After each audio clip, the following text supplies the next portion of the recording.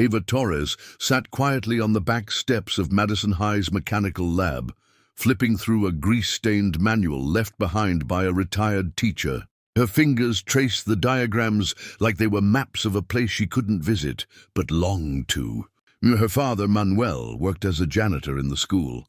Most evenings, Ava waited for him to finish his shift, passing time by sneaking into the old lab and studying whatever materials hadn't been thrown away. In one corner of the room sat the broken beast, an engine donated by a defunct aerospace firm nearly 15 years ago. No one had ever gotten it to work. Students tried every year. Teachers gave up, and now it was just a dusty reminder of forgotten potential. But Ava had been watching it in silence, night after night, memorizing its flaws. That spring, Madison High was selected for a rare visit from Mitchell Crane, the billionaire CEO of Crane Tech Robotics.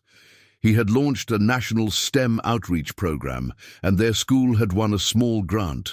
To impress him, the school arranged a public demonstration where top students would attempt to diagnose and repair the legendary engine in front of Crane and his staff. The gym was converted into a viewing area with seats, lights, and monitors. Mitchell Crane stepped toward the machine, his expression unreadable as the low hum of the once-dead engine filled the room. Students stood frozen, their pride quietly sinking behind wide eyes. One of the teachers leaned in and whispered, "That diagnostic panel hasn't lit up in over a decade." Ava Torres didn't look proud, just calm, like she had expected this to happen all along.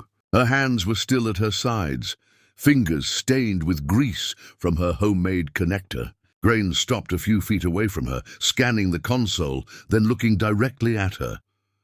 "How did you know what to do?" he asked. Ava shrugged slightly. "I've been reading the old manuals after school. I figured it out." A few people in the audience chuckled in disbelief, but no one was laughing at her anymore. A senior student stepped forward, staring at the panel.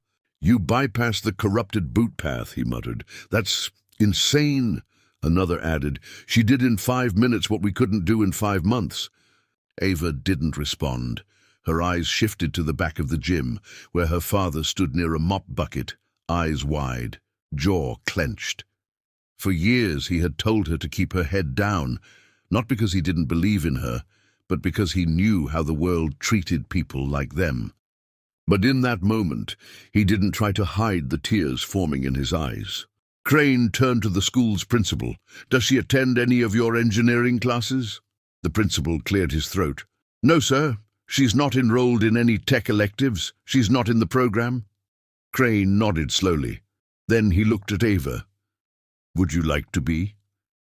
She hesitated. "I would, but I'm not officially—" He interrupted her gently. "You are now, and if you're interested in something more, I'd like to offer you a summer position at Crane Tech, paid internship. You'll have access to our labs, mentors, and anything else you need." A murmur spread through the gym. The students who once ignored her now looked at her with awe, even admiration. Ava glanced back at her father. He gave a single nod. Her eyes returned to Crane. "Yes, I'd like that." He smiled and extended his hand. "Good. We could use more minds like yours." She shook it, her grip steady.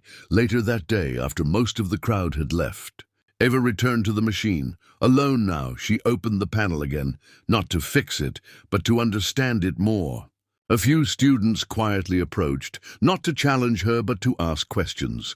"Can you show us what you did?" one said. She looked up and gave a small smile. "Sure, but you'll need to pay attention." By the end of the week, Ava had a new badge clipped to her shirt, Crane Tech Intern. The same students who once laughed now asked her for advice. And as she walked the halls of the school, heads turned, not because of who her father was, but because of who she had just proven herself to be. Students wore matching uniforms, their names embroidered above Crane Tech patches. Ava, of course, was not among them. She wasn't part of any robotics club or official team. She was just the janitor's daughter, known only by a few teachers who'd seen her waiting around after hours. The demonstration started with excitement, but quickly turned sour. The students activated the engine's control panel, only for it to stall, glitch, and shut down repeatedly. One group attempted a manual override, another tried swapping out interface modules. Nothing worked. Error codes flooded the screen. Crane watched with a mix of amusement and impatience from the front row. After nearly 40 minutes of failure, he stood and casually joked, "What? No one here can fix this? Maybe we should let the janitor's daughter take a shot." A few people laughed, some turned around. That's when Ava stood up from the bleachers. She didn't say anything, didn't look for approval. She just walked slowly toward the engine. The room grew quiet.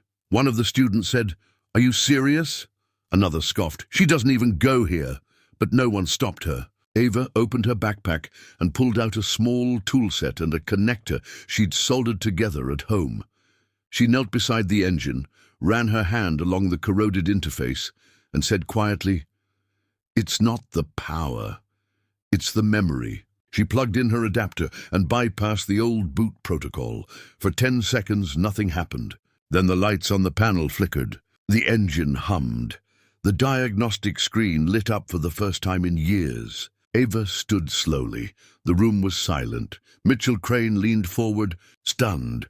She turned, faced him, and said, "You dared me, so I fixed it."